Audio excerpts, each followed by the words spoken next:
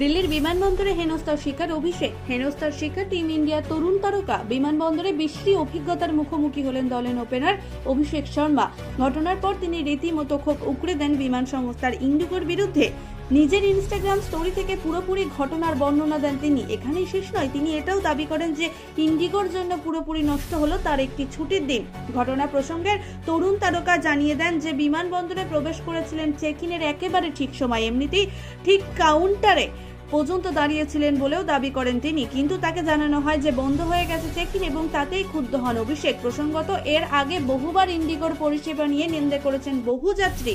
নিজের ইনস্টাগ্রাম স্টোরিতে অভিষেক লেখেন, এক জঘন্য অভিজ্ঞতা হলো দিল্লির বিমানবন্দরের সৌজন্য ইন্ডিগো। অত্যন্ত খারাপ ব্যবহার কর্মীদের, বিশেষ করে কাউন্টারের ম্যানেজার সুস্মিতা মিত্তলের। আমি একদম ঠিক সময়ে ঠিক কাউন্টারে গিয়েছিলাম, কিন্তু অকারণে আমাকে পাঠিয়ে দেওয়া হয় অন্য কাউন্টারে। যখন আমি সেখানে যাই আমাকে বলা হয় চেক ইন শেষ হয়ে গেছে এবং আমি বিমানে উঠতে পারিনি। এদিন ছুটি পেয়েছিলাম আর সেটাও নষ্ট হয়ে গেল। সমস্যা সমাধানের কোনো চেষ্টাই দেখালো না কর্তৃপক্ষরা। আমার দেখা সবচেয়ে খারাপ ম্যানেজমেন্ট।